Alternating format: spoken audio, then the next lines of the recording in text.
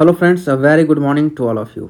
जो भी बच्चे आरआरबी जेई 2026 के लिए प्रिपेयर कर रहे हैं उनके लिए ये वीडियो इंडिस्पेंसेबल रहने वाला है, मोस्ट इंपॉर्टेंट रहने वाला है दोस्तों। क्योंकि 2024 और 2025 दोनों ही एग्ज़ाम के ट्रेंड को एनालाइज करके मैंने ये पूरा सेटअप आपके लिए बनाया है फ्रेंड्स। आप यहाँ देख सकते हो mathematics, reasoning, general science, general awareness and overall strategy. यहाँ पे फ्रेंड्स सारे ही टॉपिक्स मैंने स्टार वाइज आपको मार्क कर दिए हैं और इसमें हॉट टॉपिक्स कौन से हैं, कौन से टॉपिक से किस सब्जेक्ट से क्वेश्चन अब आने बढ़ रहे हैं, किस में घट रहे हैं, कौन सा लो वेटेज टॉपिक है, कौन सा हाई वेटेज टॉपिक है, सारा कुछ मैंने यहाँ आपको अच्छे से एनालाइज करके बताया है, जो कि आपका टाइम वेस्ट नहीं हो सारे प्रीवियस ईयर को एनालाइज करने में। आप इस एनालिसिस को देखो और उस हिसाब से अपना स्मार्ट प्रिपरेशन करो फ्रेंड्स। स्मार्ट प्रिपरेशन आज के समय में बहुत ज़रूरी है, क्योंकि आप यहाँ पे अभी से ही देख सकते हो जो ट्रेंड कह रहा है 75 टू 82 मार्क्स। इस रेंज में आपको एज ए यूआर कैंडिडेट इस बार भी रहना ही पड़ेगा दोस्तों, अगर आपको क्रैक करना है। अच्छे नंबर ऑफ सीट्स आपको क्वालिफाई करने हैं CBT 2 के लिए, नहीं तो सिलेक्शन मुश्किल हो जाता है।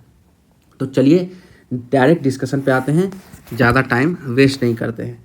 तो फ्रेंड्स, आपको पता है ओवरऑल 100 क्वेश्चंस होते हैं, 90 मिनट्स टाइम मिलेगा CBT 1 में आपको, और 1/3 नेगेटिव मार्किंग रहती है। इस बार 75 टू 82 मिनिमम, मतलब अगर आप इसके बीच में रहते हो सेफ कहलाओगे।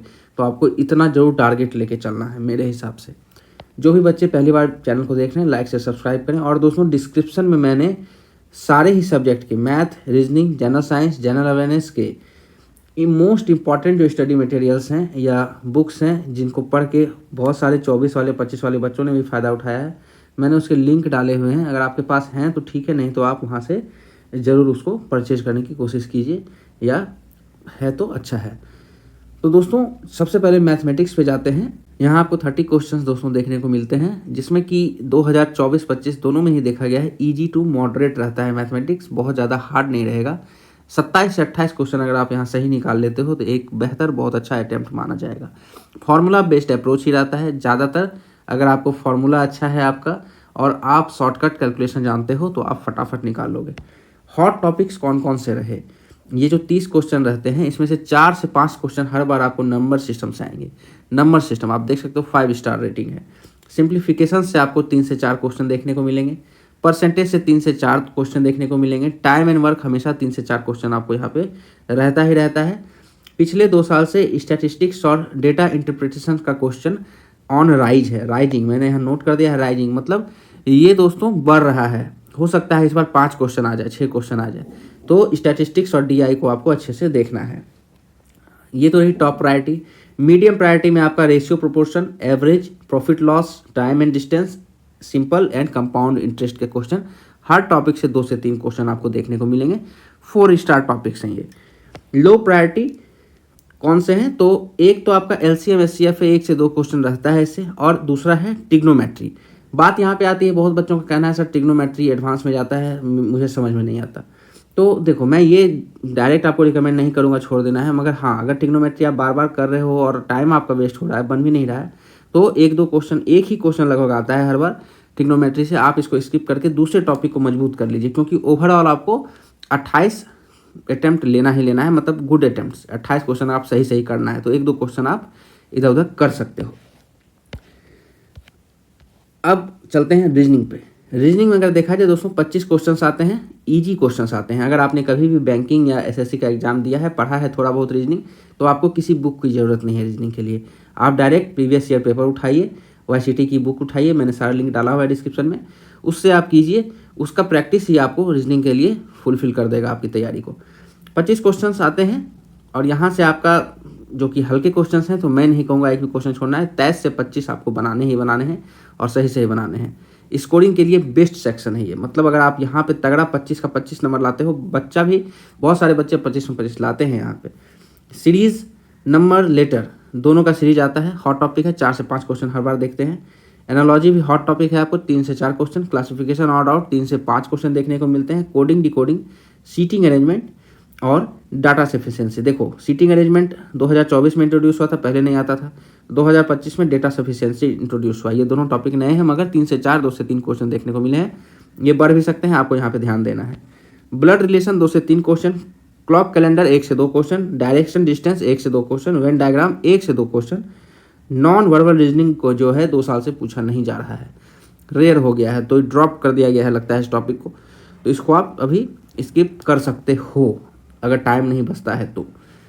अगला चलते हैं जनरल साइंस। जनरल साइंस के लिए मैंने आपको एनसीईआरटी की समरी अरिहंत की 6 to 12 वाली बुक रिकमेंड की है, हर बार रिकमेंड की है, और उसी से सारे क्वेश्चंस लगभग आपको बन जाते हैं, ठीक है। तो उसको आप जरूर डिस्क्रिप्शन में देखिएगा, मैंने सारा लिंक डाला हुआ है डिस्क्रिप्शन में, टॉप मोस्ट स्टडी मटेरियल का, आप वहाँ जरूर विजिट कीजिए।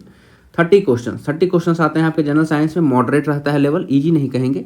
22 to 25 will be a good attempt, NCERT 9-10 level जो आपके नोटिफिकेशन में लिखा हुआ है, ठीक है।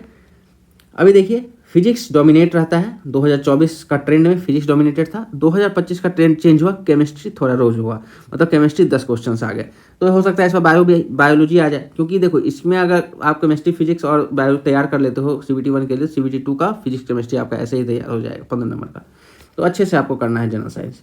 फिजिक्स में आपको लॉ ऑफ मोशन जो है 2 से 3 क्वेश्चन देखने को मिलता है, इलेक्ट्रिसिटी मैग्नेटिज्म 2 से 3 क्वेश्चन, लाइट एंड ऑप्टिक्स आपका 2 क्वेश्चन, साउंड वेव्स आपका 1 से 2 क्वेश्चन, वर्क एनर्जी पावर 1 से 2 question, unit measurement 1 question. Chemistry में अगर वहीं बात करें तो पीरियोडिक टेबल एंड एलिमेंट्स वाला क्वेश्चन ऑन राइज है, पिछले बार भी बढ़ा है, 2 से 3 क्वेश्चन आ गए थे। Acid basis salt 2 question, chemical reaction 1 से 2, नॉट मेटल्स 1 से 2 question, atomic structure 1 question. Human body systems हमेशा से हॉट टॉपिक रहा है रेलवे का हर एक एग्जाम में, तो 3 से 4 क्वेश्चन देखने को मिलते हैं। बायो में डिजीज एंड विटामिन भी हॉट रहता है, 2 से 3 क्वेश्चन यहाँ देखने को मिलते हैं। सेल जेनेटिक्स बेसिक्स 1 से 2 क्वेश्चन आपको यहाँ पे देखने को मिलेंगे दोस्तों। तो साइंस में अगर आप 22 से 25 अटेम्प्ट ले लेते हो तो बहुत तगड़ा अटेम्प्ट माना जाएगा, सही मैं बात कर रहा हूँ, ठीक है। अगला चलते हैं जनरल अवेयरनेस की ओर। जनरल अवेयरनेस आपको 15 नंबर का पूछा जाता है, मॉडरेट टू हार्ड रहता है, यही कैच है यहाँ पे। इस 15 नंबर के लिए आपको देखो, मैं यहाँ पे हर बार आपको डिस्कस करता हूँ कि 8 से 10 क्वेश्चन बनने लायक मैं आपको बोलता हूँ तैयारी कीजिए, पूरा अगर करने जाइएगा तो आपका और सारा सब्जेक्ट टेक्निकल सब्जेक्ट में जो टाइम दे पाएंगे आप तैयारी में, वो आपका मार खा जाएगा, तो इसको बैलेंस करके चलना है आपको। देखो 10 से 12 क्वेश्चन भी अगर आप निकाल लेते हो सही तो बहुत अच्छा अटेम्प्ट माना जाता है। मैं तो कहता हूँ 10 भी क्वेश्चन सही निकाल लिए तो बहुत अच्छा अटेम्प्ट माना जाएगा। 6 महीने का आपको करंट अफेयर्स यहाँ कम से कम करके जाना है, अगर टाइम मिले तो 9 महीने का भी कीजिए। स्पीडी की बुक आती है 1 लाइनर, वहाँ से कर लीजिएगा, लास्ट में 20 से 30 पन्ना रहता है। करंट अफेयर 4 से 5 क्वेश्चन हर बार देखा जाता है, हॉट टॉपिक है, छोड़ना नहीं है। पॉलिटी कॉन्स्टिट्यूशन 2 से 3 क्वेश्चन देखने को मिलता है। मॉडर्न हिस्ट्री 2 से 3 क्वेश्चन देखने को मिलता है। आर्ट कल्चर एंड मिसलेनियस 2 से 3 क्वेश्चन देखने को मिलता है। Polity, modern history, art culture, इन सब के लिए मैंने मनोहर पांडे की पतली वाली बुक जीके की बताई अरिहंत की, लिंक डाला हुआ है डिस्क्रिप्शन में, आप वहाँ से देख लीजिए। साइंस टेक्नोलॉजी रेलवे स्पेसिफिक थोड़ा बहुत आता है तो 1 से 2 क्वेश्चन, स्पोर्ट्स 1 से 2, ज्योग्राफी 1 क्वेश्चन। तो मैं यहाँ पे कहूँगा आपको मात्र आप करंट अफेयर्स कीजिए और 3 टॉपिक कीजिए, polity, modern history, art and culture. तो आपका यहाँ से देखो 10 से 12 क्वेश्चन देखने को ऐसे ही मिल जाएगा आपको। इसको आप स्किप भी कर सकते हो अगर टाइम नहीं है तो, टाइम है तो आप करो, ठीक है।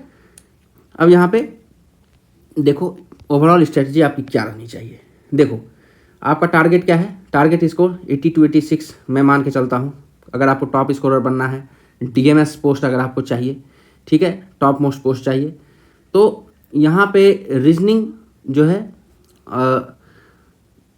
मेन बात है कि मतलब पर रॉन्ग आंसर आपको 1/3 यहाँ नेगेटिव हो जाएगा। 90 मिनट को आपको वेल मैनेज करना है। रीजनिंग मतलब क्या है, रीजनिंग को इसलिए हाईलाइट किया गया है कि यहाँ ही एक ऐसा सब्जेक्ट है जहाँ आप पूरा मतलब 25 नंबर भी ला सकते हो और सबसे कम समय आपको लगता है। कुछ क्वेश्चंस जैसे कि सीटिंग अरेंजमेंट ये सब जो है वो थोड़ा सा टाइम टेकिंग रहता है। तो रीजनिंग के लिए आप कितना टाइम अलॉट कीजिए, 18 मिनट, 18 से 20 मिनट। मैथमेटिक्स को आपको ज़्यादा टाइम देना पड़ेगा, लगभग आधा घंटा। जनरल साइंस यहाँ 22 से 25 मिनट लिखा गया है, मगर 22 से 25 मिनट नहीं लगता है दोस्तों। आप मान के चलो एकदम, अगर क्वेश्चन आपको आता है तो देखोगे और टिक लगाओगे, कुछ सोचने की ज़रूरत नहीं होती है। बहुत कम न्यूमेरिकल टाइप क्वेश्चन आता है फिजिक्स का, तो यहाँ मैं 15 मिनट मान के चलता हूँ। जनरल साइंस 15 से 17 मिनट बहुत है। जनरल अवेयरनेस भी देख के टिक मारने वाला है, 10 मिनट बहुत है। फिर भी आपके पास 5 से 10 मिनट रिवीजन का टाइम मिलेगा, वहाँ आप रिवीजन भी इसको कर सकते हैं। की चेंजेस क्या क्या है, 2019 वाले एग्जाम के बाद जो 24 वाला एग्जाम हुआ वहाँ पे आपको नॉन वर्बल रीजनिंग 0 हो गया, सीटिंग अरेंजमेंट बढ़ गया, मैथमेटिक्स का डायरेक्ट और लेस कैलकुलेटिव क्वेश्चन आने लगे, फिजिक्स का जनरल साइंस हैवी हो गया फिजिक्स में, मतलब 24 वाले में। गुड स्कोर आपका 72 से 72 माना गया था, मॉडरेट था ओवरऑल। 2025 में क्या चेंज हुआ, 2025 में ये चेंज हुआ कि डाटा सफिशिएंसी आया है नया क्वेश्चन में, केमिस्ट्री का वेटेज बढ़ गया है, स्टैटिस्टिक DI आया है, railway specific general awareness question आए हैं, मॉडरेट हुआ है थोड़ा सा हार्ड हुआ, मॉडरेट ही है मगर थोड़ा सा हार्ड हुआ लेवल। और इस बार आपका 2 नंबर से गुड स्कोर का कैलकुलेशन भी बढ़ा क्योंकि सीटें भी कम थी 25 में, इस बार ज़्यादा हैं, तो फिर भी आप मगर 75 to 82 मान के ही चलो। ठीक है, क्या क्या पॉसिबिलिटी हो सकती है। रीजनिंग आप पूरा स्कोर कर सकते हो, मैथमेटिक्स अगर आप 27-28 नंबर ले आते हो बहुत अच्छा है। 10 नंबर लाओ general awareness, general science 22 number, 25 number, 23 number, 24 number target करना चाहिए यहाँ पे। तो ये टोटल डिस्कशन था आपके CBT 1 के लिए। आप कितना अच्छा परफॉर्म करते हुए डिपेंड करता है आपके स्मार्ट स्ट्रैटेजी और प्रिपरेशन से। ठीक है दोस्तों, तो मैंने यहाँ पे आपको गाइड किया है कि कैसे आपको कम समय में अच्छा प्रिपेयर करना है। 90 डेज से ज़्यादा का समय मिलने वाला नहीं है। नवंबर तक आपके एग्जाम्स होने के ज़्यादा चांसेज हैं। और भी कुछ आपको गाइडेंस चाहिए तो आप जरूर कमेंट कीजिए, इंस्टाग्राम पे मैसेज कीजिए, मैं आपको रिप्लाई करने की कोशिश करूँगा। तब तक के लिए धन्यवाद, फिर किसी नेक्स्ट वीडियो मिलेंगे आपके साथ।